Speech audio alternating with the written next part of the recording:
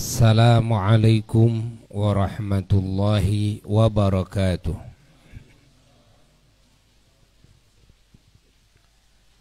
Alhamdulillah wa afdalus salati wa atammut taslimi ala sayyidina Muhammadin wa ala alihi wa sahbihi wa mawalah. Wala hawla wala quwwata illa billah. Amma ba'du, faya ibadallah, usikum wa nafsi bitaqwallah, faqad fazal muttaqun.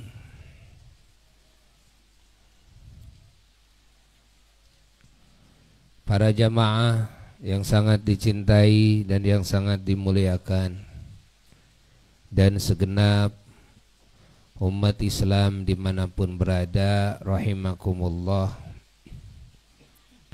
Alhamdulillah, di sore hari ini kita dikumpulkan kembali oleh Allah dengan hidayahnya dan inayahnya di majelis ilmunya dan di majelis zikir kepadanya.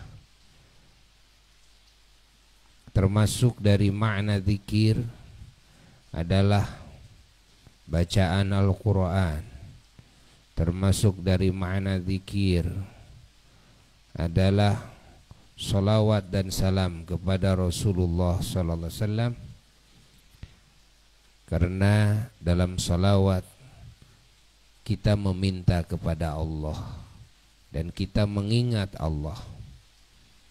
Dan juga dalam salawat ada zikir kepada baginda Rasulullah sallallahu alaihi wa alihi wasallam. Di sana ada ta'zim, di sana ada mahabbah, di sana ada ihsan. Dan juga di sana ada tabarruk, ngalap barakah, ngambil barakah. Di sana juga ada tasyafu', istisfa', ngambil syafaat dari baginda Rasulullah sallallahu alaihi wasallam.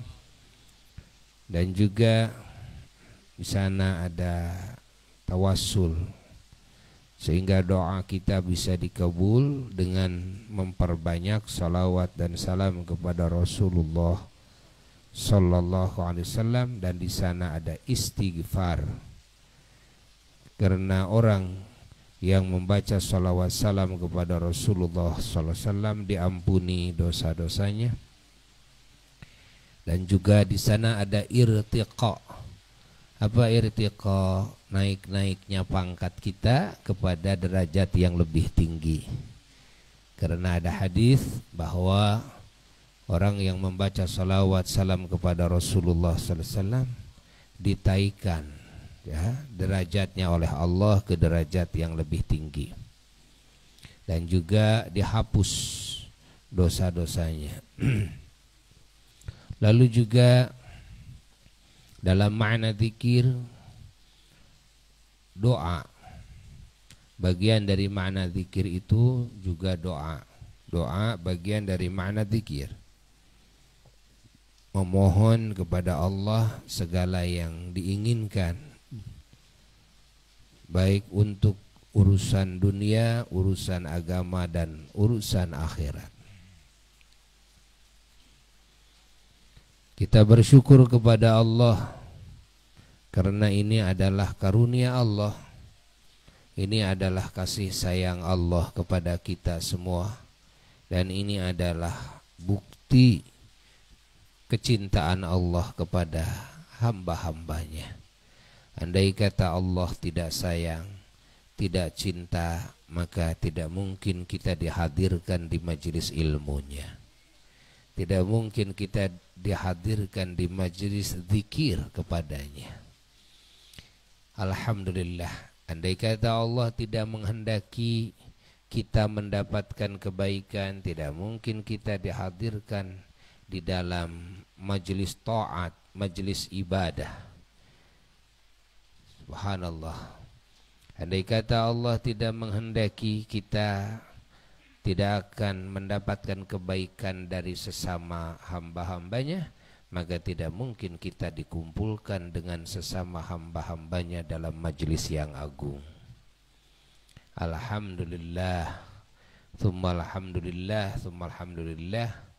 Dan kita sudah menerima berita dari Rasulullah Shallallahu Alaihi Wasallam bahwa dua tempat di mana kalau kita memakmurkan dua tempat tersebut dengan zikir, dengan ibadah, dengan ilmu, maka Allah Subhanahu wa taala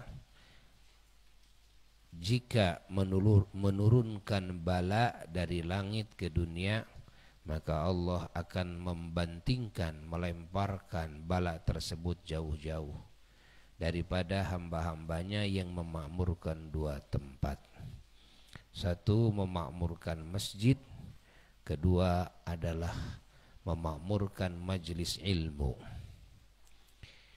Maka kita jika ingin selamat di dunia dan akhirat, sering-seringlah kita hadir di masjid, sering-seringlah kita hadir di majelis ilmu.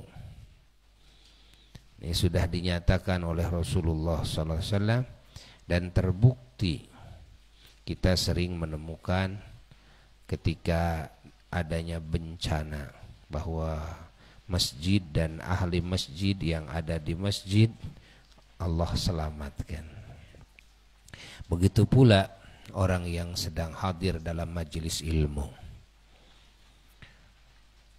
Masjid dan majelis ilmu, dua tempat yang penuh dengan penjagaan Allah, penuh dengan anugerah Allah dan jaminan-jaminan Allah, penuh dengan rahmat Allah dan keridhaan Allah, penuh dengan cinta Allah dan ampunan Allah, penuh dengan hidayah Allah dan taufiknya Allah, penuh dengan warna-warni suguhan-suguhan dari Allah.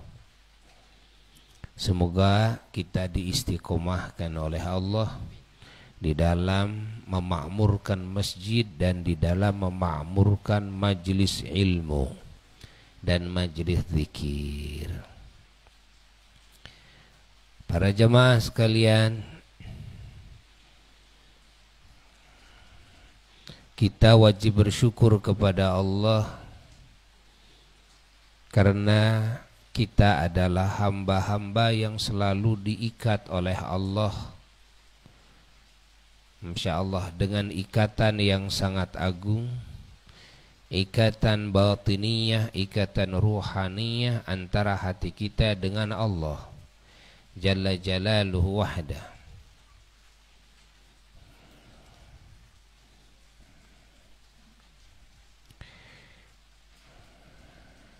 Ikatan batiniyah kita dengan Allah Jalla Jalaluhu wahdah diikat dengan dua ikatan. Ikatan yang pertama ada ikatan yang murni langsung antara hati kita dengan Allah. Apa yang mengikat hati kita dengan Allah yang langsung? Pertama adalah zikrullah, zikir kepada Allah Jalla Jalaluhu wahdah.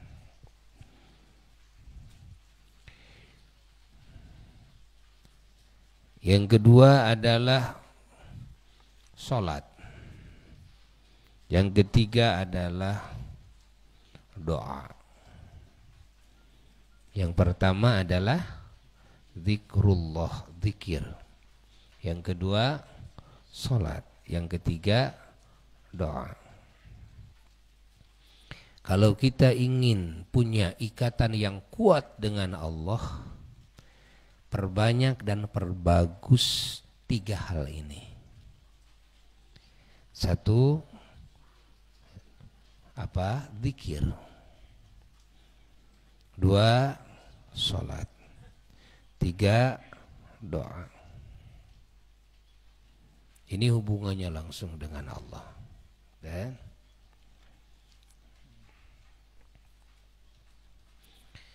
Allah, Allah, Allah, Allah, Allah, Allah.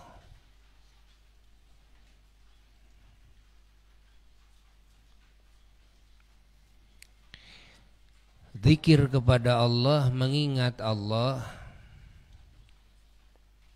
yang dimaksud adalah zikirnya hati. Mau diikuti dengan lisan, tidak diikuti dengan lisan. Mau diikuti dengan perbuatan atau juga tidak diikuti dengan perbuatan. Namun Allah Subhanahu wa ta'ala mendidik kepada kita zikir kepadanya yang dibarengi dengan lisan, yang dibarengi dengan perbuatan. Jadi zikir itu ada 3. Ada zikir yang bil qalbi, dengan hati saja. Yang kedua, ada zikir yang bil qalbi ma'al lisan, dengan hati tapi beserta lisan. Yang ketiga, zikir itu bil qalbi ma'al jawarih ma'al arkan, zikir dengan hati beserta perbuatan-perbuatan badan.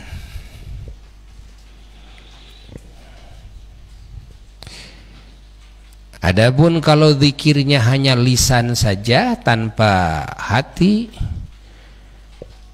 atau perbuatan jasad saja tanpa hati, maka itu tidak dihitung zikir.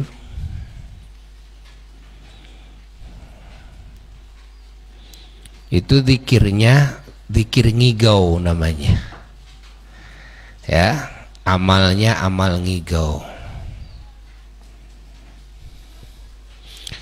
Maka yang dimaksud dengan zikir pada pokoknya adalah bil qalbi, zikir dengan hati.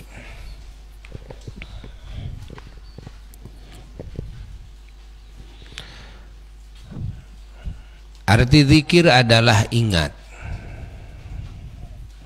Ingatnya hati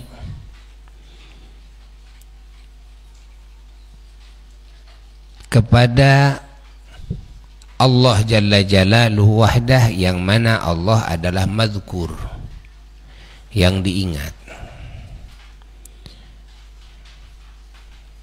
Hatinya yang sedang zikir namanya zakir, hati yang zikir.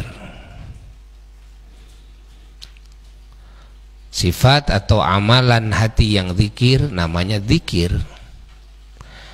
Adapun yang diingatnya namanya mazkur.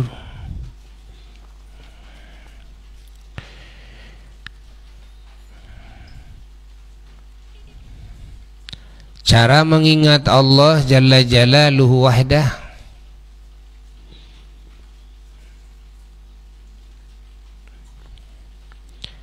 adalah mengingat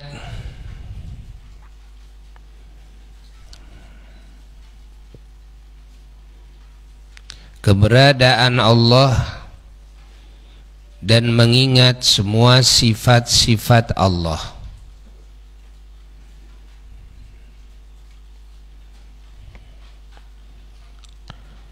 Mengingat keberadaan Allah, keberadaan zat Allah, dan mengingat semua sifat-sifat Allah, termasuk asma Allah, yang mana asma Allah ini adalah asma sifat. Asma Allah itu 2, 1 isim zat, nama zat, yaitu Allah. Selain daripada nama Allah, semua nama-nama Allah namanya isim sifat atau asma sifat. seperti Ar-Rahman, Ar-Rahim, itu kan? Ar-Rahman yang maha kasih sayang, Al-Malik, Al-Quddus, As-Salam, terus Al-Asma'ul Husna. Selain daripada nama Allah, namanya asma sifat. Adapun Allah namanya Ismudzat. Asma kata jamak dari ismun, kan? Kalau ismun menunjukkan satu, asma artinya beberapa, ismun beberapa nama. Semua asma sifatnya Allah Jalla Jalaluhu wahdah, itulah sifatnya Allah. Adapun sifat Allah yang 20 yang wajib diketahui oleh setiap mukmin, yang wajib sifat itu adanya di Allah, ini adalah sifat yang membedakan mana Tuhan mana bukan, kan? Sifat yang membedakan mana Tuhan mana bukan 20 sifat. Kalau ada yang ngaku-ngaku sebagai Tuhan, cek melalui sifat yang 20 ini. Kalau akur, betul itu Tuhan. Kalau tidak akur, itu Tuhan-Tuhanan. Atau sebaliknya, Tuhan tu. Ada Tuhan, ada hantu. Nah, namanya modus istilahnya, ya. Allah.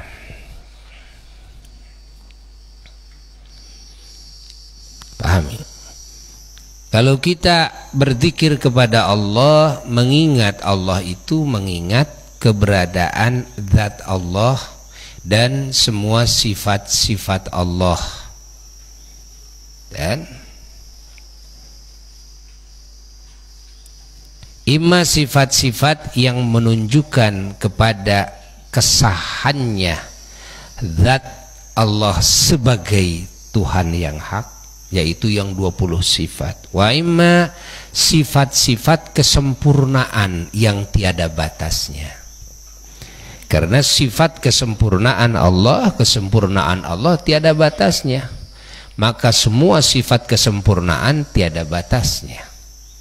Sekali lagi, adapun sifat yang 20 adalah sifat yang kan menjadi kriteria kan sebagai Tuhan yang hak. Sifat-sifat yang membedakan mana Tuhan, mana bukan. Adapun sifat-sifat kesempurnaan Allah tidak ada batasannya. Insyaallah. Ketika kita mengingat Allah, ingatlah keberadaan Allah dan ingatlah sifat-sifat Allah. Mengingat maha terdahulunya Allah yaitu Qidam, maha kekalnya Allah yaitu Baqa, dan maha menyalahinya Allah, membedainya Allah, zatnya, sifatnya, af'alnya kepada semua zat makhluknya, juga sifat-sifatnya membedai kepada semua sifat-sifat makhluknya, dan perbuatan-perbuatan Allah, af'al Allah membedai kepada semua af'al makhluknya. Dan juga harus mengingat kepada kemahamandiriannya Allah, yaitu qiyamuhu binafsihi. Qiyamu binafsihi itu adalah artinya Allah maha mandiri. Maha mandiri itu Allah tidak membutuhkan kan kepada zat lain yang mengadakan Allah kan, yang mengatur Allah, ya. Dan Allah tidak membutuhkan kepada zat, dalam arti yang membutuhkan kepada zat itu adalah sifat. Jadi Allah bukan sifat, tapi adalah zat yang memiliki sifat-sifat.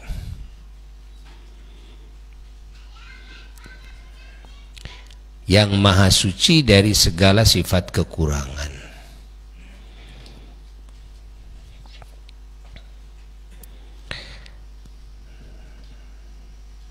Sebaliknya semua ciptaan Allah membutuhkan kepada Allah, maka tidak ada makhluk yang mandiri, satupun makhluk. Karena makhluk keberadaannya diciptakan oleh Allah, sehingga keberadaannya bergantung kepada Allah. Keberadaannya membutuhkan Allah. Dan lalu keteraturannya, kan, makhluk semuanya membutuhkan Allah. Keterurusannya membutuhkan Allah. Kemaslahatannya membutuhkan Allah. Segalanya membutuhkan Allah.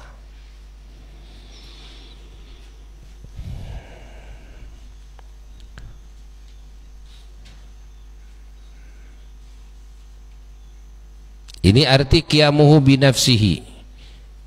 Dan hati harus ingat kepada Maha Esanya Allah, bahwa Allah Maha Esa zatnya. Artinya Maha Esa, Esa yang hakiki,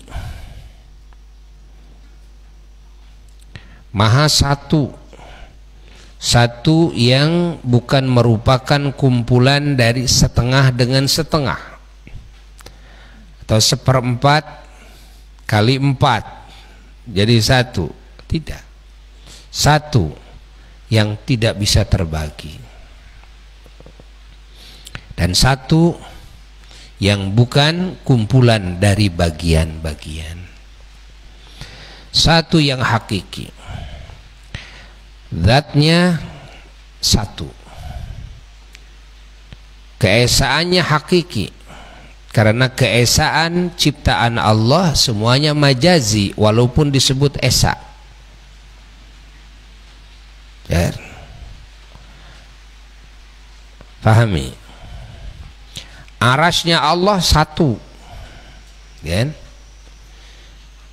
Satu itu esa, ya, tapi tidak hakiki. Karena ya, keesaannya merupakan kumpulan dari banyak bagian, dan keesaannya bisa dibagi. Adapun keesaan Allah, keesaan hakiki, esa zatnya. Zatnya Allah hanya satu, tidak ada dua zat Allah, kan? Makanya mustahil ada zat makhluk yang diciptakan oleh Allah lalu menyerupai zat Allah, atau zat Allah menyerupai zat makhluk yang diciptakan oleh Allah. Ini mustahil. Dan tidak ada zat Allah dua.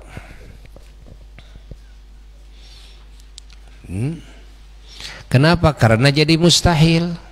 Kalau ada zat Allah dua, maka dua-duanya menjadi lemah. Bagaimana menjadi lemah? Karena zat yang satu tidak menguasai zat yang kedua, zat yang kedua tidak menguasai zat yang ke satu, kan? Jadi dua-duanya bohong akhirnya. Makanya menurut hukum akal, zat Allah harus Maha Esa yang hakiki, Maha Esa yang hakiki. Allah, Allah, Allah, Allah, Allah, Allah, Allah. zatnya Maha Esa. Lalu sifat-sifat Allah, kan, juga Maha Esa. Ya, semua sifat-sifat Allah Maha Esa. Hidupnya Allah, sifat hidupnya Esa. Samanya Allah, sifat mendengarnya Allah Esa, kan? Sifat melihatnya Allah Esa, sifat kuasanya Allah Esa, sifat kehendaknya Allah Esa, sifat taunya Allah Esa, sifat berfirmannya Allah Esa.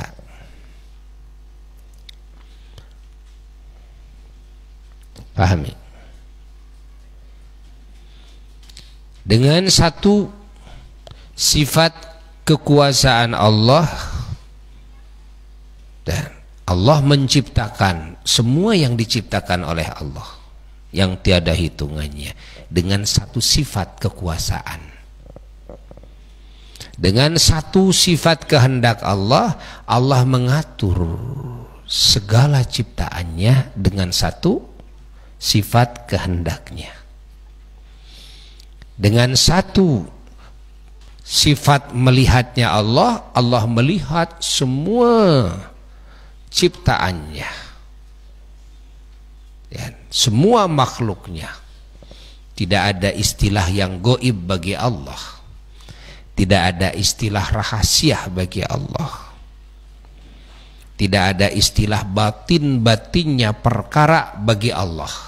Karena batin dan dohirnya sama bagi Allah. Allah dengan satu sifat mengetahui, yakni ilmu, Allah mengetahui semua, kan,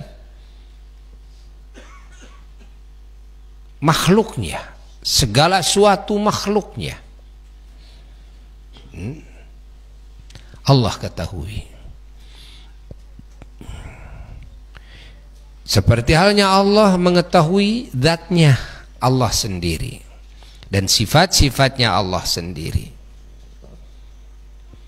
Juga dengan satu sifat sama, sifat maha mendengar, Allah mendengar segala suatu makhluknya. Kalau kita mendengar itu hanya suara, tapi kalau Allah segala suatunya didengar oleh Allah. Seperti kita sifat melihat hanya melihat jirim-jirim saja, kan?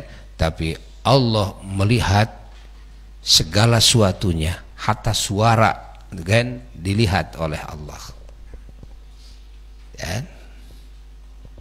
Ada aroma dilihat oleh Allah, ada rasa dilihat oleh Allah, dan juga didengar oleh Allah. Tuh.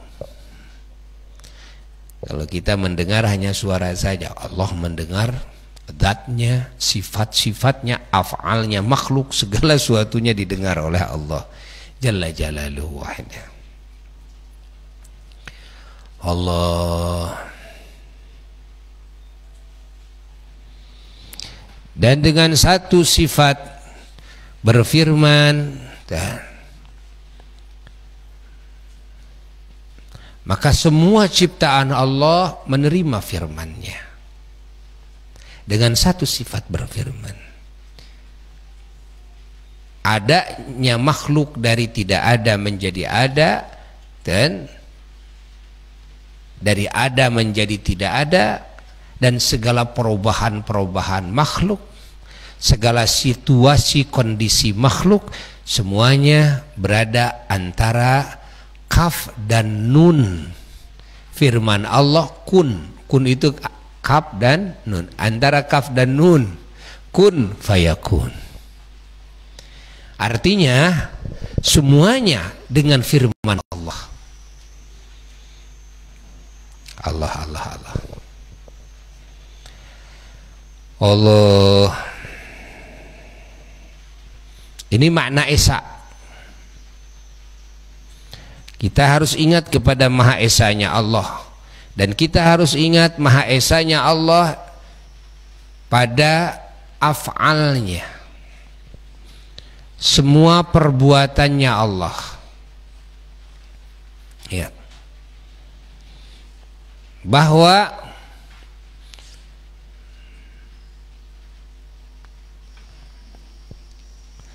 makna af'al Allah Maha Esa, tidak ada satupun makhluk yang berbuat mandiri.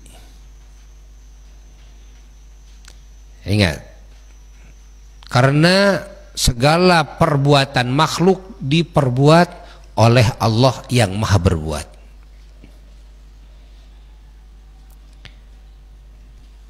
Makhluk itu diciptakan oleh Allah segalanya, dibuat oleh Allah segalanya. Zatnya makhluk, semua sifat makhluk, semua perbuatan makhluk, semua asma makhluk, nama-nama makhluk, semua ahwal, segala gerak-gerik makhluk, segalanya makhluk. Artinya segalanya diciptakan oleh Allah Jalla Jalaluhu wahdah, diperbuat oleh Allah. Hati ini harus ingat makna zikir kepada Allah, zikir kepada wahdaniyatnya Allah, lalu mengingat kepada kudratnya Allah dan qadirannya Allah. Dan Masya Allah, mengingat semua yang Allah ciptakan, bahwa semua yang Allah ciptakan ini adalah kan sebagai wujud, sebagai tapak dari kekuasaan Allah.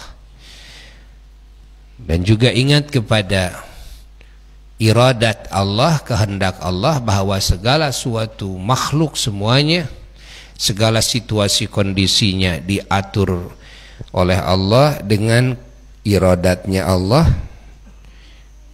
Hati ini mengingat Allah dan segala semuanya kelihatan oleh hati bahwa ini adalah tapak perbuatan Allah, kudrat Allah, iradat Allah. Dan juga mengingat kepada maha hidupnya Allah, mengingat kepada maha mendengarnya Allah, sehingga segala suatu makhluknya didengar oleh Allah, dan maha melihatnya Allah, sehingga segala suatu kita, segala suatu makhluknya dilihat oleh Allah. Dan juga mengingat kepada maha melihatnya Allah, maha mengetahuinya Allah, segala suatunya makhluk semuanya diketahui oleh Allah Jalla Jalaluhu wahdah. Itu makna zikir ya, kepada sifat-sifat Allah dan juga kepada firman Allah. Segala suatu makhluk semuanya kan difirmani oleh Allah.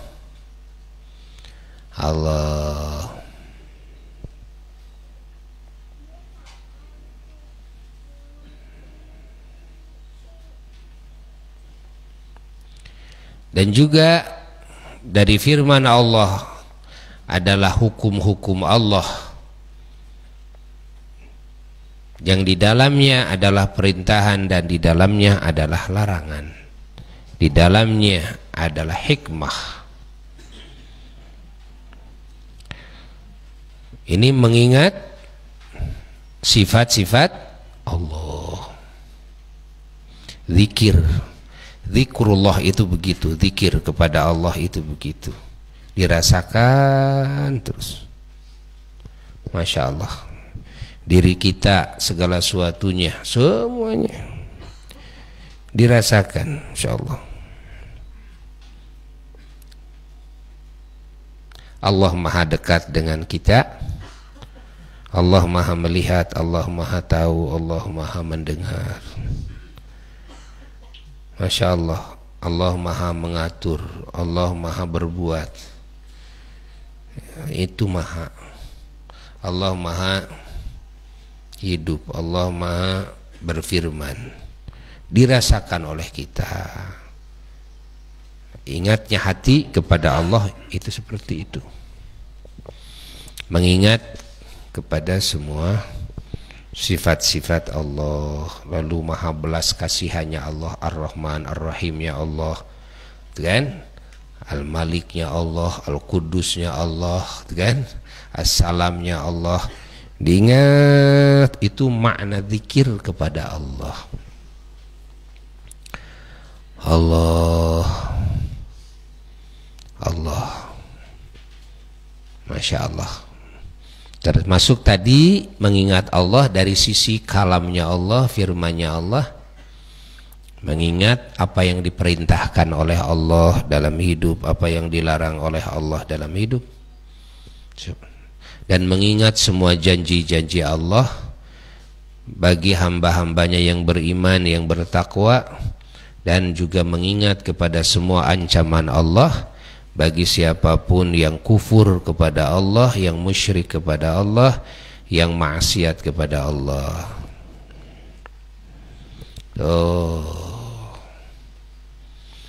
Lalu dihubungkan dengan keberadaan hubungan kita dengan Allah dan hubungan kita dengan makhluk. Apakah kita taat kepada Allah atau tidak? Kan? Apakah kita melakukan perintah Allah atau tidak? Apakah kita melakukan larangan Allah atau tidak? Nah, dihayati oleh kita, baik yang khusus hubungannya dengan Allah maupun yang hubungannya plus dengan makhluknya Allah. Itu makna zikir. Zikrullah itu seperti itu. Allah, Allah, Allah, Allah, Allah. Sehingga Al-Imam Jalaluddin As-Suyuti radhiyallahu ta'ala anhu di dalam memaknai firman Allah, wala dzikrullahi akbar, demi mengingat Allah, ay dzikru ahkamihi akbaru hisnan, yakni kata beliau maknanya, yakni mengingat semua hukum-hukum Allah, aturan-aturan Allah yang Allah peraturkan kepada manusia dan bangsa jin dalam kehidupannya di dunia, kan? Mengingat aturan-aturan Allah tersebut, akbaru hisnan, adalah benteng yang paling besar. Al-Imam Jalaluddin As-Suyuti beliau mentafsirkan zikrullah ay zikru ahkamihi adalah mentafsirkan dengan satu sisi daripada makna zikir, satu sisi daripada makna zikir. Makna zikir itu sangat luas sekali, sangat luas sekali. Tapi yang paling besar bentengnya bagi kita dari setan, dari kejelekan hawa nafsu kita, dari tipuan dunia, ketika hati kita mengingat aturan-aturan Allah dan mengenal aturan-aturan Allah. Oh, ini perintah Allah, lakukan. Oh, ini larangan Allah, jauhi. Karena apa? Karena jika tidak ada ingatan kita kepada aturan-aturan Allah, walaupun zikir kepada Allah dengan cara yang lainnya dan dengan makna-makna yang lainnya, kita tetap celaka. Ya, kita tetap celaka. Walaupun kita mengingat Allah dengan seluruh makna zikir, tapi kita tidak mengingat aturan-aturan Allah, kewajiban dari Allah dilalaikan, larangan Allah dilabrak, gitu kan? Makanya Imam Suyuti beliau menaruh makna zikir yang paling utama, ay zikru ahkamihi, yakni mengingat aturan-aturan Allah dalam hidup. Jangan lupa aturan Allah. Dan arti daripada Islam, istislam adalah tunduk kepada hukum-hukum Allah, aturan-aturan Allah. Apa yang diperintahkan, lakukan. Itu arti Islam. Apa yang dilarang, jauhi. Itu arti Islam. Maka tidak ada arti dalam Islam kita ketika kita bertolak belakang dengan aturan Allah. Kan? Apa arti Islam kita? Perintah Allah tidak dilakukan, larangan Allah malah dilakukan. Apa arti Islam kita? Karena Islam adalah istislam. Istislam adalah al-inqiyad li ahkamillah, yakni tunduk kepada semua aturan-aturan Allah. Allah, Allah, Allah, Allah. Paham? Mau diucapkan oleh lisan atau lisan tidak mengucapkannya, kan? Itulah arti zikir. Dan zikir ini amalan yang paling hebat. Zikir ini amalan yang paling hebat. Maka semua amalan-amalan tanpa zikir tidak akan diterima oleh Allah. Harus dibarengi dengan zikir, yakni ingat. Karena kalau tidak dibarengi dengan ingat, namanya ngigau, kan? Ngalindur. Jadi sholatnya sholat ngigau, baca Quran ngigau, baca la ilaha illallah, la ilaha illallah, la ilaha illallah, tapi ngigau, gitu kan.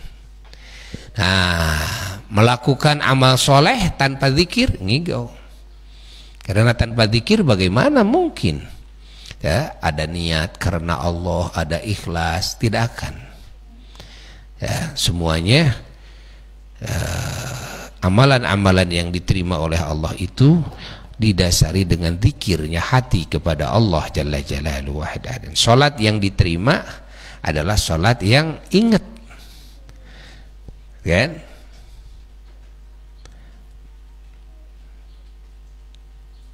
Kalau salatnya tidak ingat, tidak diterima. Allah, Allah. Wudu yang diterima adalah wudu yang ingat.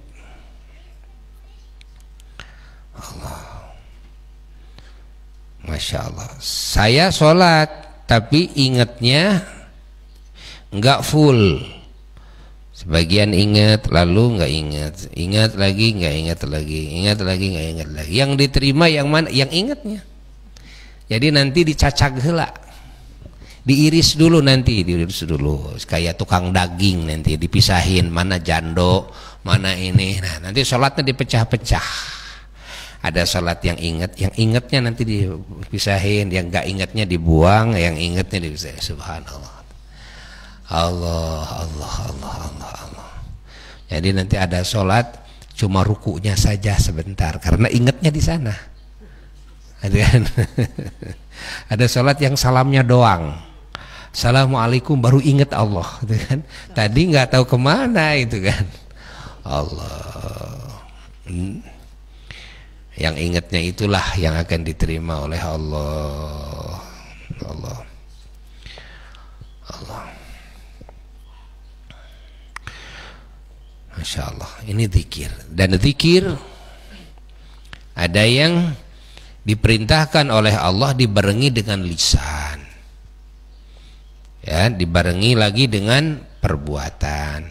Maka aqimis sholata lidzikri, dirikanlah oleh kamu sholat lidzikri, itu kan, lidzikri, dan lidzikri, demi mengingatku.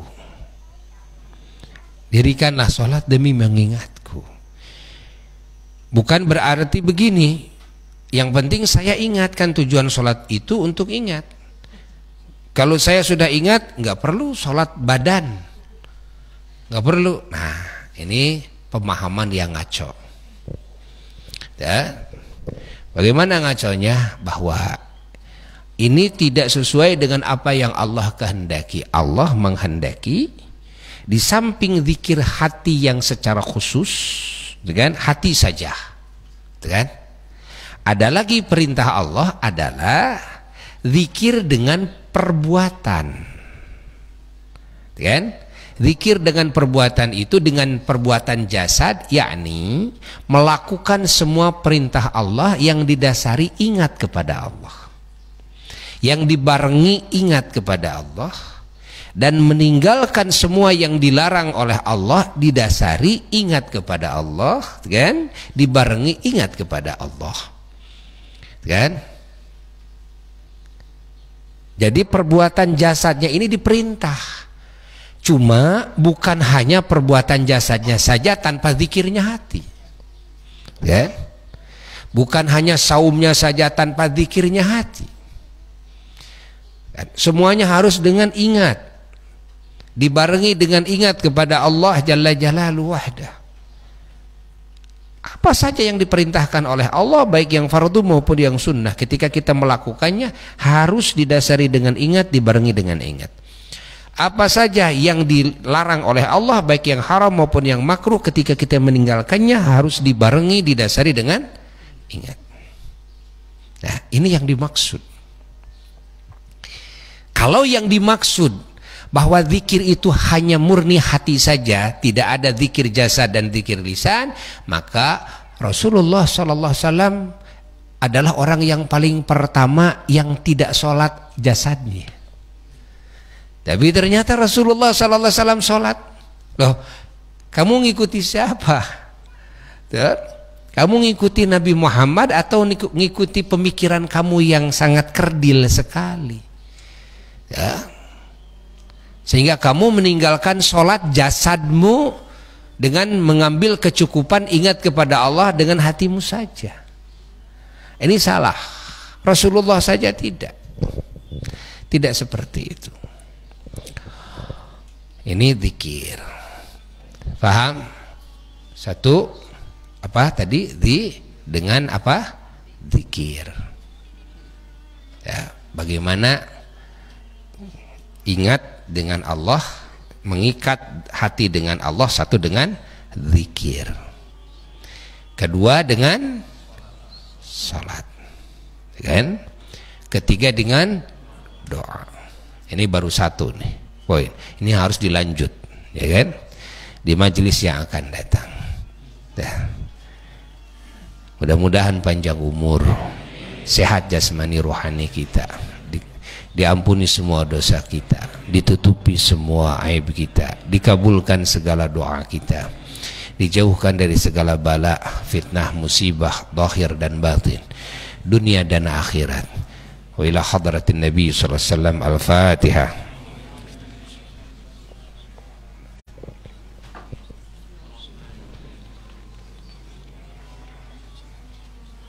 Assalamualaikum warahmatullahi wabarakatuh.